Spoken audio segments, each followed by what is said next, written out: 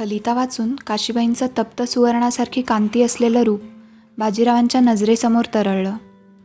शब्दांपेक्षा नजरेतून जास्त व्यक्त होणाऱ्या काशीबाई. बाळाजीपंत गेल्यावर करुणेने ओतप्रोत भरलेल्या नजरेने सांत्वन करणाऱ्या काशीबाई. यश पदरात पाडून आल्यावर पंचारतीच्या आडून अभिमानाने भरलेल्या नजरेने ओवाळणाऱ्या काशीबाई. मातोश्रींच्या मागून नजरेच्या कटाक्षानेच वाद मिटवण्याची विनंती करणाऱ्या काशीबाई. बाजीराव रागावल्यावर उद्विग्न नजरेने पाहणाऱ्या काशीबाई. कदाचित आपल्याला काशीबाईंच्या या नजरेची भाषा कळू लागली आहे, या विचाराने बाजीरावांच्या चेहऱ्यावर स्मितरेषा उमटली. या क्षणी घोड्यावर स्वार व्हावं आणि सासवडात जाऊन काशीबाईंना भेटून यावं असा आगतिक विचारही बाजीरावांच्या मनात आला. ही आगतिकता, घराची अनामिक ओढ लावणारी हुरहुर बाजीरावांना नवीन होती. कदाचित यालाच प्रेम म्हणतात. बाजीरावांनी सुस्कारा सोडला. राधाबाईंच्या खलित्यासह आपल्या या भावनाप्रधान विचारांना देखील त्यांनी बंद करून ठेवले.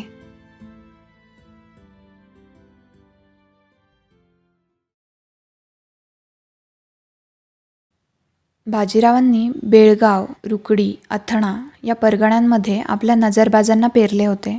शाहू महाराज छत्रपतींचा अंमल किल्लेदार रामाजींनी बिनविरोध मान्य केला होता. बेळगावच्या किल्ल्यावर स्वराज्याचा भगवा दिमाखात फडकत होता. एके दिवशी रामाजींनी बाजीरावांना किल्ल्यातले शस्त्रागार पाहण्यासाठी आमंत्रित केले. बाजीराव रामाजींसह शस्त्रागारात आले. किल्ल्यावरचे शस्त्रागार प्रशस्त होते. तलवार, ढाल, कट्यार, बिचवा, खंजीर अशा नानाविध शस्त्रांनी सुशोभित होते. बाजीराव तलवारींच्या कोठाराजवळ आले. अनेक तलवारी रत्नजडीत मुठीच्या होत्या. काही पोलादी तर काही पितळी मुठीच्याही होत्या. बाजीराव प्रत्येक तलवारीची मूठ आणि पातं न्याहाळत होते. बाजीरावांनी हातात घेतलेल्या तलवारीची रामाजी जानकारी देत होते. बाजीरावांची नजर एका हस्तिदंती मूठ असलेल्या तलवारीवर खेळली. मुठीला दोन्ही बाजूंनी घोड्यांचा आकार कोरला होता. मधोमध एका योद्ध्याचे चित्र चितारले होते. बाजीराव त्या तलवारीकडे तन्मयतेने पाहत होते. रामाजी त्या तलवारीकडे पाहून म्हणाले, ही तलवार कित्तूरची राणी चेन्नम्मा यांनी त्यांच्या पतीसाठी बनवून घेतली होती. या तलवारीने उत्तरेकडील अनेक आक्रमणं परतवली आहेत श्रीमंत.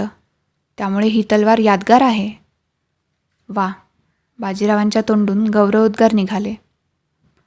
रामाजी, पूर्वजांचा गौरवशाली इतिहास उत्तम प्रकारे जतन केला आहे आपण. त्यानंतर अनेक ढाली, कट्यारी, खंजीर रामाजींनी बाजीरावांना दाखवले. मग एक पितळी संदूक उघडत ते म्हणाले, श्रीमंतांनी आमची ही भेट स्वीकारावी. रामाजींनी त्या संदुकीतून एक कट्यार बाहेर काढली. त्या रत्नजडीत कट्यारीला बाजीरावांच्या समोर धरून ते म्हणाले, ही पेशकब्ज कट्यार अतिशय दुधारी शस्त्र आहे श्रीमंत. आकाराने इतकी लहान की शेल्यात ठेवली असता कोणास दिसणारही नाही, मात्र जवळ आलेल्या शत्रूस गारद करणारी. बाजीरावांनी रामाजींनी समोर धरलेल्या कटारीचा स्वीकार केला. बाहेर पडताना बाजीरावांची नजर कोनाड्यात ठेवलेल्या वाघनख्या आणि बिछव्यावर गेली. ते पाहून रामाजी म्हणाले, त्यात काही करामात नाही, बिछवा आणि वाघनख्या आहेत. रामाजींचे हे उद्गार बाजीरावांना रुचले नाहीत. शस्त्रागाराच्या बाहेर येत ते म्हणाले, करामात शस्त्रामध्ये नाही तर शस्त्र चालवणाऱ्यांमध्ये असते रामाजी. एखाद्याला तलवारीने समोरच्याचा अंगरखाही फाडता येत नाही आणि एखादा बिछवान वाघनख्यांनी समोरच्याचा कोतळा बाहेर काढतो.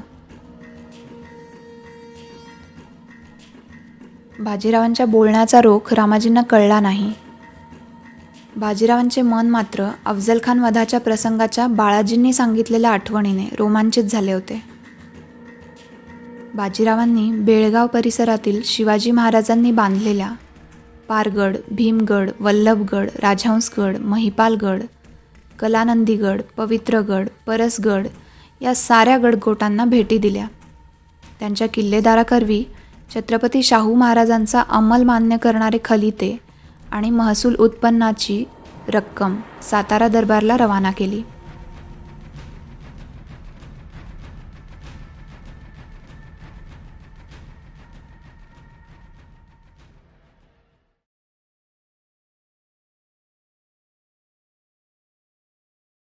एके दिवशी बाजीराव किल्ल्यातील दालनात आपल्या तलवारीच्या पोलादी पात्याची धार वाढवत बसले होते.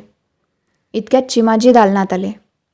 बाजीरावांच्या जवळ बसत ते म्हणाले, बेळगाव किल्ल्यावर आणि परिसरातील गडकोटांवर पुन्हा भगवा फडकून आता काळ लोटला श्रीमंत. निजाम उलमुखच्या नजरबाजांनी ही बातमी त्याच्यापर्यंत एव्हाना पोहोचवली असेल. आपण या खेपेस मोजकीच शिबंदी आणली आहे. आपली आज्ञा असेल तर घोरपडे किंवा रेठरेकरांना जादाची कुमक पाठवण्याचा निरोप धाडू. त्याची गरज वाटत नाही आप्पा, तलवार म्यान करत बाजीराव म्हणाले. निजामाच्या नजरबाजांनी जर किल्ल्यावर फडकणारा भगवा पाहिला असेल तर किल्ल्यावरच्या तुटपुंज्या शिबंदीबद्दलही सांगितले असेल. एवढ्यासाठी निजाम स्वतः येणार नाही. तो यावेळी एखादं प्यादच पाठवेल. बाजीरावांचा अंदाज तंतोतंत खरा ठरला. निजामाने बेळगावच्या मोहिमेसाठी आसिफ अली या सरदाराला आजमावायचे ठरवले.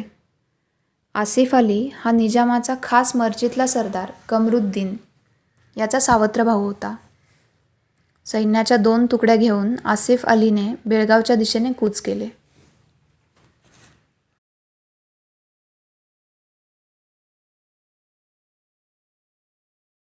बाजीरावांना नजरबाजांकरवी आसिफ अली येत असल्याची माहिती मिळाली. बाजीराव त्यावेळी चिमाजी आणि महदोबा पंतांसह किल्ल्याच्या तटबंदी आणि बुरुजावरून परिसराची पाहणी करत होते. बातमी ऐकून साऱ्यांची चर्या उजळली. एक कंटाळवाणी प्रतीक्षा संपली श्रीमंत, महदोबा पंत म्हणाले. बाजीरावांनी रामाजींना सदर भरवण्याची आज्ञा केली.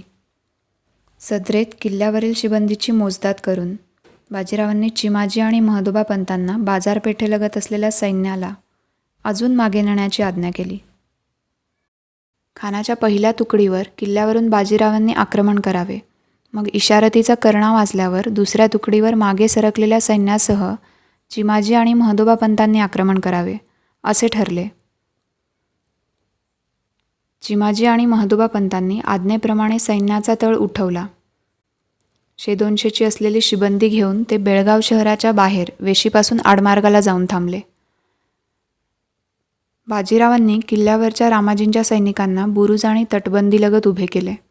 सकाळचे पहारे बदलले तेव्हा स्वाराने आसिफ अलीची पहिली तुकडी 5 कोसावर असल्याची वर्दी दिली. किल्ल्याच्या भोवताली असलेल्या पुरुषभर उंचीच्या खंदकात तलवार घेऊन रामाजींचे सैनिक दबा धरून बसले. आसिफ अलीची फौज दृष्टिक्षेपात आली होती. सैन्याच्या मध्यभागी असलेल्या आसिफ अलीने किल्ल्यावरील शांतता पाहून एक मंदस्मित केले. बेळगाव आणि अथणी परगणा काबीज करून रामाजींना कैद करावे. निजाम उलमुखची मर्जी संपादन करून कमरुद्दीनचा काटा काढावा असे मनसुबे रचत तो वेगाने किल्ल्यावर चाल करून आला. इशारतीचा पहिला कर्णा वाजताच समोर असलेल्या आसिफ अलीच्या सैन्यावर किल्ल्यावरील बुरुज आणि खंदक दोन्हीकडच्या सैन्याने एकाच वेळी आक्रमण केले. अनपेक्षितपणे झालेल्या या हल्ल्याने आसिफ अलीचे सैन्य बिथरले. सैन्याची आघाडी कोसळली. मात्र काही वेळातच तलवारीचा खणखणाट वाढला. रामाजींच्या सैन्याला आसिफ अलीचं सैन्य भारी पडू लागलं. ते पाहून किल्ल्यावरील शिबंदीसह बाजीराव किल्ल्याच्या प्रवेशद्वारातून बाहेर पडले. समोर येईल त्याचा समाचार घेत बाजीराव पुढे सरकू लागले. रामाजी किल्ल्याच्या बुरुजावर उभे राहून हे सारे दृश्य पाहत होते. डावा हात मागे घेऊन उजव्या हाताने विद्युत गतीने आणि सफाईदारपणे तलवार चालवणाऱ्या बाजीरावांवर रामाजींची नजर खिळली होती.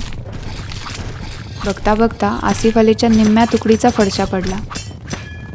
आपल्याकडे पाहत असलेल्या नवाबी वेशातील आसिफ अलीकडे बाजीरावांचे लक्ष गेले. भांबावलेल्या आसिफ अलीने घोडा वळवला. उरलेल्या सैनिकांसह त्याने किल्ल्यापासून पळ काढला. बाजीरावांनी रामाजींना इशारतीचा दुसरा कर्णा वाजवण्याची खूण केली. घोड्यावर बसून ते पाठ दाखवणाऱ्या आसिफ अलीचा पाठलाग करू लागले. एखाद्या सिंहाने जंगली श्वापदांचा पाठलाग करावा त्याप्रमाणे बाजीराव आसिफ अली आणि त्याच्या सैन्याचा पाठलाग करत होते. आसिफ अली सैन्याच्या दुसऱ्या तुकडीला येऊन मिळाला.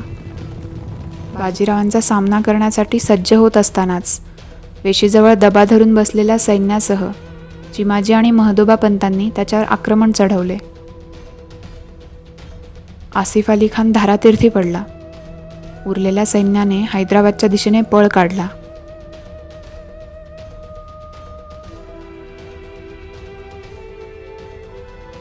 बाजीराव चिमाजी आणि महदोबा पंतांसह किल्ल्यावर परतले. भारावून गेलेल्या रामाजींनी त्यांचे स्वागत केले.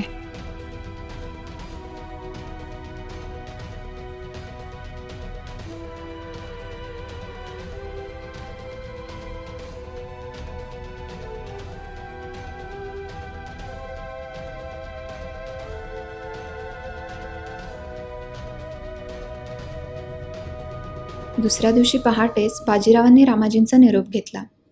रामाजी भाऊक होऊन म्हणाले, या मोहिमेच्या निमित्ताने श्रीमंतांचा सहवास आम्हाला लाभला. आम्ही कृतार्थ झालो. बेळगाव स्वराज्यातच राहील अशी ग्वाही पूर्व पेशवे बाळाजी पंतांनी दिली होती. आपण आज त्यांचा शब्द खरा केलात. रामाजींच्या या शब्दाबरोबर बाजीराव आणि चिमाजींचा ऊर अभिमानाने भरून आला. बाजीराव म्हणाले, रामाजी, यापुढे निश्चिंत राहा.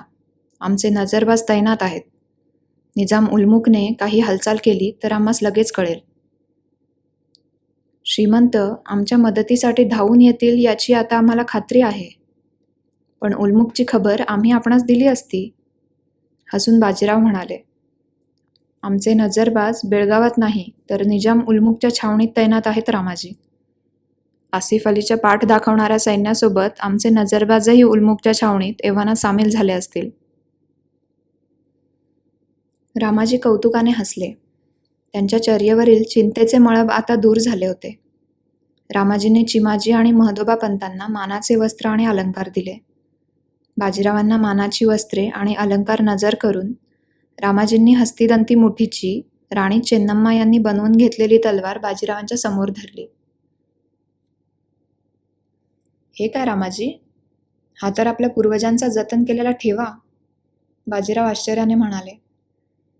रामाजी कृतार्थ नजरेने बाजीरावांकडे पाहत म्हणाले, पूर्वजांचा ठेवा आमच्यापेक्षा कैक पटींनी अधिक आपण जतन करत आहात. श्रीमंत, ही तलवार आपण एका जरी लढाईत वापरली तर या ठेव्याचे चीज होईल. बाजीरावांनी आनंदाने जडावकाम केलेल्या त्या तलवारीचा स्वीकार केला.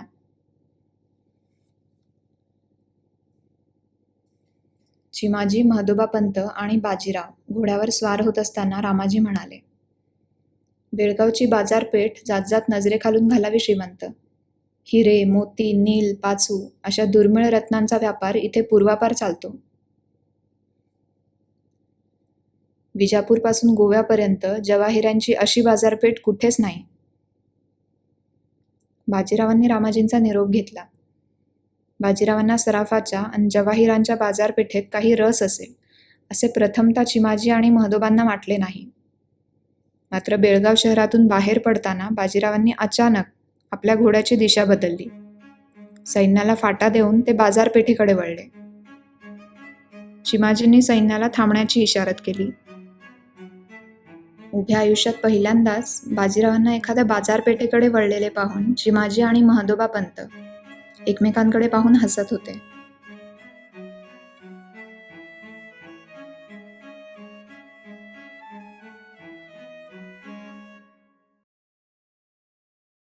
साताऱ्यात मानाचा दरबार आटोपला होता. बाजीराव, चिमाजी, महदोबा पंत यांचे मानपानही झाले होते. शाहू महाराजांनी बाजीरावांना रात्रीच्या भोजनाचे आमंत्रण दिले होते. भोजनाच्या वेळी शाहू महाराज बाजीरावांना अष्टप्रधान मंडळाच्या आगामी मोहिमांबद्दल सांगत होते. जेवणानंतर समोर धरलेल्या चांदीच्या पात्रातील गुलाब पाण्यात हात धुवत शाहू महाराज बाजीरावांना म्हणाले, बाजीराव, उद्या तुम्ही सासवड मुक्कामी निघा. मात्र दाभाडांना उत्तर खानदेशच्या मोहिमेत गरज पडली तर आम्ही आपल्याला कळवू. जशी आज्ञा, बाजीराव म्हणाले. बाजीरावांना विडा देत छत्रपती पुढे म्हणाले, निजामाच्या सरदाराला गारद करून तुम्ही त्याच्या शेपटावर पाय ठेवलाच आहे. आज ना उद्या तो फणा काढेलच. पण खरं सांगा राव, जरा ढील दिली असती तर आसिफ अली पाठ दाखवून पळूनही गेला असता. मग त्याला जीवानिशी मारून निजामाचा रोष ओढवण्याचा आतताईपणा कशासाठी? तोंडातला विडा संपून शाहू महाराजांसह गिरदीवर बसत बाजीराव म्हणाले, छत्रपती, निजाम आणि आपण दख्खनच्या एकाच जमिनीवर हक्क सांगतोय. त्याच्याशी होणारा सत्तासंघर्ष अटळ आहे. पण आपल्याला जे चौथाई आणि सरदेशमुखी कर देतात त्यांचा या प्रसंगामुळे आपल्यावर विश्वास बसेल. कौतुकाने हसून शाहू महाराज म्हणाले, खरं आहे राव तुमचं. हा प्रश्न खरं तर आमचा नव्हताच. आपल्या अपरोक्ष, आपल्या जीवश्च कंठस्थ मित्राने हा मुद्दा दरबारात उपस्थित केला होता. शाहू महाराजांचे बोलणे ऐकून बाजीरावांना हसू आवरणे कठीण झाले.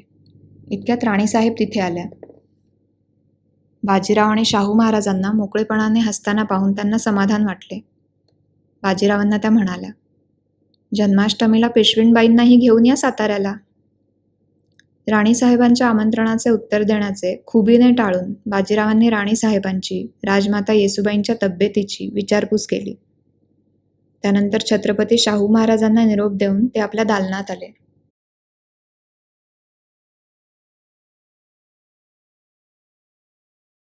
दुसऱ्या दिवशी पहाटेच बाजीरावांनी चिमाजी आणि महदोबा पंतांसह सासवडकडे प्रस्थान केले. पावसाने उघडीप दिली होती. मात्र रस्त्याच्या दुतर्फा दूरवर पसरलेली हिरवळ मन प्रफुल्लित करत होती. बाजीराव तब्बल 3 महिन्यांनी सासवडला परतत होते. काशीबाईंचे विचार त्यांच्या मनात घोळत होते. बेळगावच्या बाजारपेठेतून घेतलेला पाचू आणि माणकांचा हार प्रवेशद्वारातच त्यांना ओवाळणीत नजर करावा असे बाजीरावांनी ठरवले. मात्र सासवडात पोचल्यावर पेशवेवाड्याच्या प्रवेशद्वाराजवळ महदोबा पंतांच्या मातोश्री आरतीचं तबक घेऊन उभ्या होत्या. सोबत अनुबाई पण होत्या. पुरंदरेबाईंनी सारांना ओवाळले. पायावर पाणी घेऊन बाजीराव आतल्या बैठकीवर येऊन बसले. बाजीरावांची नजर काशीबाईंना शोधत होती. मात्र काशीबाई कुठेच दिसत नव्हत्या. चिमाजींनी राधाबाईंना मोहिमेचा वृत्तांत सांगितला. महदोबा पंतांच्या कामगिरीचे कौतुकही केले. बाजीरावांचे मात्र तिकडे फारसे लक्ष नव्हते. स्नान आणि भोजन आटोपल्यावर बाजीराव आपल्या दालनात आले. आता मात्र बाजीरावांचा संयम संपला होता. काशीबाईंबद्दल कोणाला विचारावे असा विचार करत असतानाच त्यांना समोर काशीबाई दिसल्या. काशीबाईंच्या हृदयाचा ठोका चुकला. काही क्षण तसेच गेले.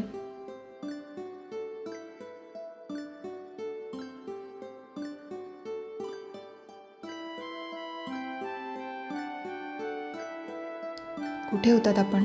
बाजीरावांनी विचारले. बाजीरावांच्या चर्येवरची नजर न ढळवता काशीबाई म्हणाल्या, आपण मुलुकगिरी करून आलात. आपण आल्यावर 1 प्रहरपर्यंत आपल्याला सामोरे जाऊ नये असे मातोश्रींनी आम्हाला बजावले होते. आम्ही देवघरातच होतो. काशीबाईंचा चेहरा म्लान दिसत होता, पण नजरेत तोच हसरेपणा होता. तसंच काहीचं कारण असेल असं आम्हाला वाटलं खरं, बाजीराव म्हणाले. मग काशीबाई, आपली रपेट लांबणीवरच पडली म्हणायची. काशीबाई लाजल्या. विषय बदलत त्या म्हणाल्या, इकडून कानावर आलं का? भाऊजींना एक स्थळ आलं आहे. आप्पांना? आश्चर्याने बाजीरावांनी विचारले.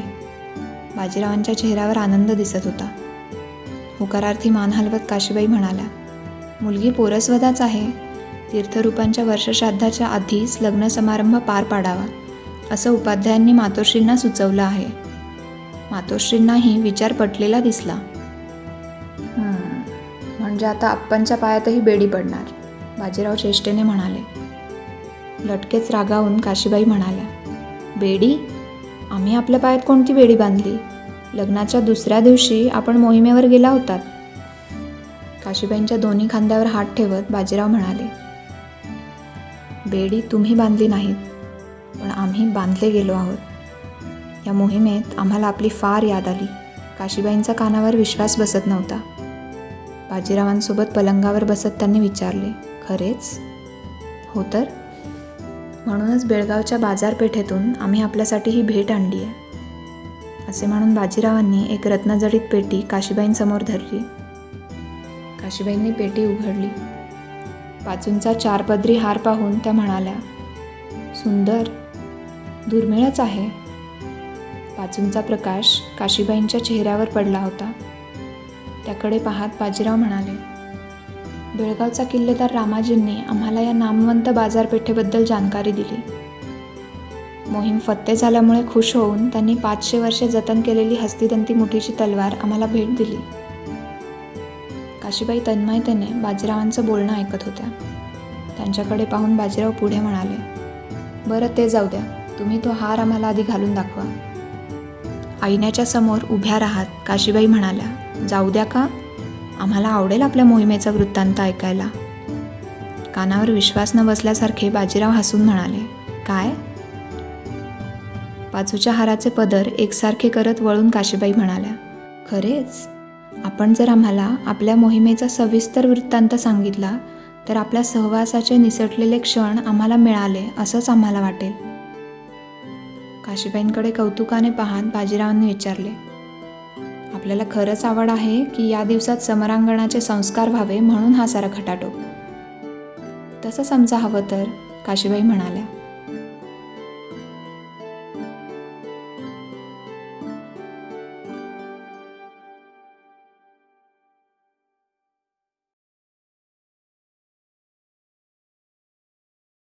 त्यानंतर रोजच बाजीराव काशीबाईंना आपल्या जुन्या मोहिमांची, त्याच अनुषंगाने लागणाऱ्या इतिहासातील घटनांची माहिती देऊ लागले.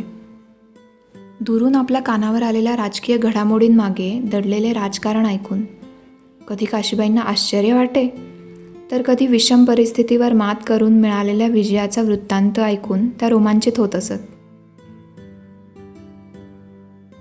काशीबाईंच्या प्रांजळ प्रतिक्रिया ऐकून बाजीरावांना कधी गंमत वाटे, तर कधी काशीबाईंच्या तोंडून सहज निघालेल्या तर्कवितर्कांनी बाजीरावांना त्या घटनेकडे पाहण्याचा दुसरा दृष्टिकोन कळत असे. परस्परांच्या सहवासाचे हे दुर्मिळ क्षण दोघांनाही हवेहवेसे वाटू लागले होते. मात्र हे सुख फार काळ टिकले नाही. दाभाड्यांच्या उत्तर खानदेशातील मोहिमेत त्यांना सहाय्य करण्यासाठी शाहू महाराजांचे आज्ञापत्र बाजीरावांना मिळाले. बाजीरावांना दुसऱ्याच दिवशी कूच करायचे होते. नकाशा उघडून बाजीराव उत्तर खानदेशाचा परिसर नजरेखालून घालत वाड्यातील शस्त्रागारात उभे होते. इतक्यात काशीबाई तिथे आल्या. बाजीराव कुंचल्याने समोरील नकाशाचा काही भाग रंगवत होते. चामडाच्या कापडावर रंगकाम करून बनवलेला तो नकाशा लक्षवेधी होता. नकाशावर साऱ्या प्रदेशांच्या सीमा अचूकपणे रेखाटलेल्या होत्या. समुद्र, सखल भूभाग, दऱ्याखोऱ्या यांना दर्शवताना केलेला रंगद्रव्यांचा वापर प्रभावी होता. नकाशाकडे पाहत काशीबाईंनी विचारले, हा नकाशा आपण बनवलाय? हो, बाजीराव म्हणाले. नकाशाचे बारकाईने निरीक्षण करून काशीबाई म्हणाल्या, मराठा, मुघल, पोर्तुगीज यांचे प्रदेश तर आम्ही ओळखले, मात्र ही उत्तरेपासून दख्खनपर्यंत, अटकपासून कटकपर्यंत, तंजावरपासून पेशावरपर्यंत रेखाटलेली राखाडी रंगाची तुटक रेषा काय दर्शवते? काशीबाईंकडे पाहून बाजीराव म्हणाले, आमचे मनसुबे.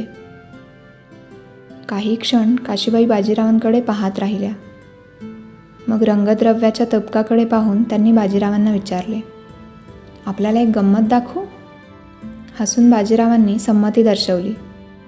काशीबाईंनी तबकात ठेवलेला मोरचुदापासून बनवलेला पाचूसारखा हिरवा रंग तबकात ओतला. मग त्यावर पाऱ्यापासून बनवलेला हिंगोळी शेंद्री रंग ओतला. खालचा हिरवा रंग नष्ट झाला. बाजीरावांनी आश्चर्याने काशीबाईंकडे पाहिले. बाजीरावांच्या नजरेला नजर देत काशीबाई म्हणाल्या, हे दोन्ही रंग परस्परांचा नाश करणारे आहेत, अगदी मराठा आणि मोघलांसारखे. शेवटचा हात ज्याचा असेल तोच टिकेल. बाजीराव कौतुकाने काशीबाईंकडे पाहत होते. एवढा विचार करता तुम्ही?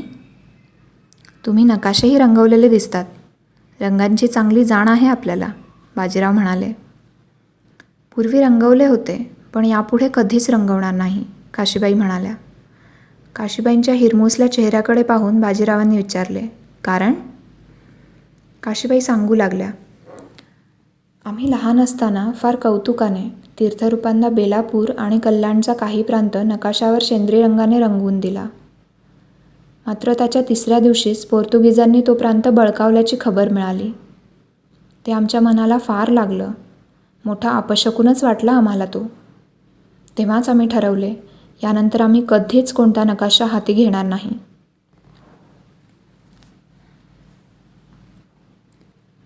काशीबाईंच्या उदास चेहऱ्याकडे पाहून बाजीराव म्हणाले, काशीबाई, शकून अपशकून हे सारे मनाचे खेळ असतात.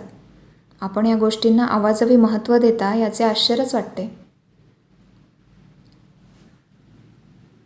या इकडे, असे म्हणून बाजीरावांनी तांबड्या रंगात बुडवलेला कुंचला काशीबाईंच्या हातात दिला. नुकतेच जिंकलेले बेळगाव, अथणा, रुकडी हे परगणे, आष्टा, येळावी ही ठाणी. काशीबाईंचा कुंचला धरलेला हात हातात धरून बाजीराव स्वतःच रंगू लागले. भारावून गेलेल्या काशीबाईंना ते म्हणाले, आजपासून तिसऱ्या दिवशी तर सोडाच, पण आपल्या तिसऱ्या पिढीपर्यंत जरी या प्रांतावर कुठल्या पातशाहींनी हक्क सांगितला तर आम्हाला याद करा. विरश्री संचारलेल्या बाजीरावांकडे काशीबाई एकटक नजरेने पाहत होत्या.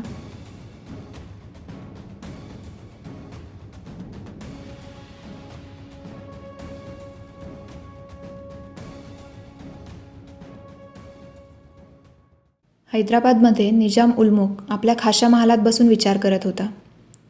हुक्क्याच्या प्रत्येक झुरक्यासोबत त्याच्या कपाळावरची आठी आणखीनच वक्र होत होती. उलमुख आता काय बोलणार याचा अंदाज लावण्याचा प्रयत्न समोर उभा असलेला कमरुद्दीन खान करत होता. ये कैसे हुआ कमरुद्दीन, असे म्हणत निजाम उलमुखने मौन सोडले. कमरुद्दीन खाली मान घालून तसाच उभा होता. हुक्क्याची नळी बाजूला ठेवत उलमुख पुढे म्हणाला, हमारे जासूसों ने पूरी जांच की थी कि बेलगांव किले पर 100 से ज़्यादा सैनिक नहीं थे. बावजूद इसके हम सिर्फ हारे ही नहीं बल्कि हमारा मनसबदार आसिफ अली भी मारा गया. किलेदार रामाजी को तो हम जानते हैं, वो तो सिर्फ अमन का चहीता है. तो क्या किले की दीवार से कोई सूरमा निकल आया? हाँ हुजूर, ऐसा ही हुआ था. हमने तहकीकात की है, कमरुद्दीन खालमानेनेच म्हणाला. निजामाने त्याच्याकडे एक जळजळीत कटाक्ष टाकला. पूरी बात बताओ. हुजूर, आखिरी समय में किले से बाजीराव बाहर निकला, पेशवा बाजीराव. उसने न सिर्फ हमारे सैनिकों को मारा बल्कि आसिफ अली का पीछा भी किया. पहले तो वो आसिफ अली को भागने दे रहा था, लेकिन फिर उसका इरादा बदला और उसने आसिफ अली को मार दिया. बस ये बात हमारी समझ में नहीं आई कि जानबूझकर हुजूर से दुश्मनी मोल लेने की उसे क्या सूझी. इसलिए सूझी क्योंकि वो शातिर दिमाग है. निजाम काहीतरी विचार करत स्वतःशीच पुटपुटला. उसका बाप बालाजी भी शातिर दिमाग था. मुगलों ने शाहू को रिहा किया तो सिर्फ इसलिए कि मराठाओं में सल्तनत के लिए झगड़े हो, आपसी रंजिशों से वो ख़त्म हो जाए. लेकिन बालाजी ने आपसी समझौते करवाए और आज दोनों भाई अमन से सियासत के मज़े ले रहे हैं.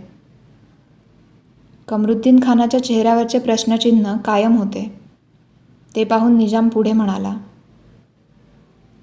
आसिफ अली को मारकर बाजीराव ने बाकी छोटी सल्तनतों के आगे एक मिसाल कायम की है कि जो भी शाहू के तख्त के सामने झुकेगा उसकी बाजीराव हमसे और मुगलों से हिफाजत करेगा. त्यानंतर काही वेळ विचार करून तो म्हणाला, इस बाजीराव के बारे में सोचना पड़ेगा. मरहट्टों को नज़रअंदाज करने की जिल्लत निजामशाही फिर से नहीं उठा सकती. असे म्हणून त्याने कमरुद्दीन खानास जाण्याची खूण केली. दाढीवरून हात फिरवत तो मराठ्यांचं राजकारण, बाळाजी आणि बाजीराव यांच्या विचारामध्ये गर्क झाला.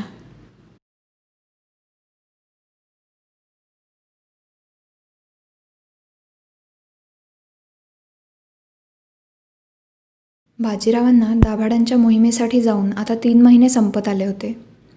मोहीम संपली तरी बाजीरावांचा मुक्काम अजून साताऱ्यालाच होता. काशीबाईंना आता 7वा महिना लागला होता. राधाबाईंच्या आनंदाला पारावार उरला नव्हता. काशीबाईंचे किती कौतुक करू आणि किती नको असे त्यांना झाले होते. रोज काशीबाईंची वेगवेगळ्या प्रकारे त्या दृष्ट काढत होत्या. 7वा महिना लागल्यापासून काशीबाईंच्या राजीखुशीने त्यांचे नावेत बसवून, मखरात बसवून, आंब्याच्या झाडाखाली, पौर्णिमेच्या चांदण्यात अशी 4 डोहाळ जेवणे झाली होती.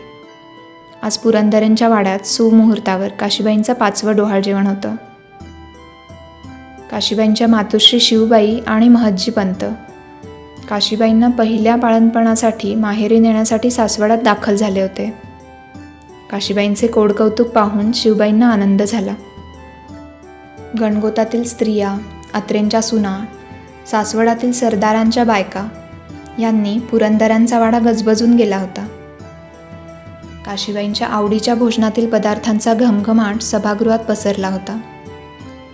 गव्हाच्या रांगोळीने सजवलेल्या आसनावर बसून काशीबाईंचा ओटी भरण्याचा कार्यक्रम पार पडला. डोहाळ्याच्या गीतांचे सूरही दूरवर पसरले. मात्र काशीबाईंचे या कशातच लक्ष नव्हते. चासकमानला जाण्यापूर्वी बाजीरावांची एकदा भेट व्हावी असे त्यांना मनोमन वाटत होते.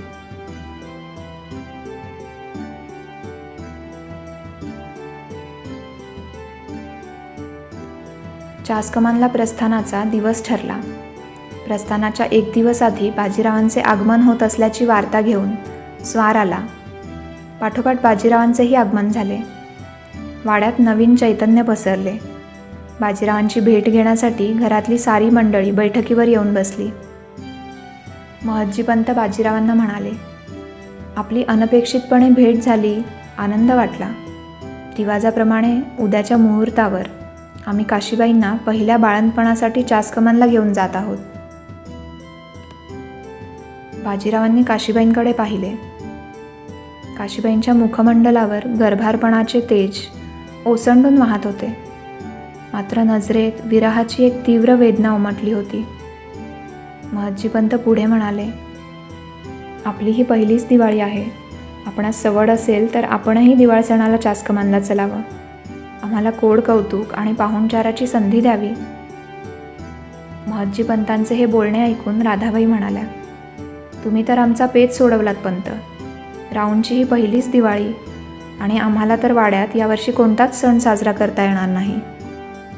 मग बाजीरावांकडे पाहून राधाबाई म्हणाल्या, राव, तुम्ही जरूर जा.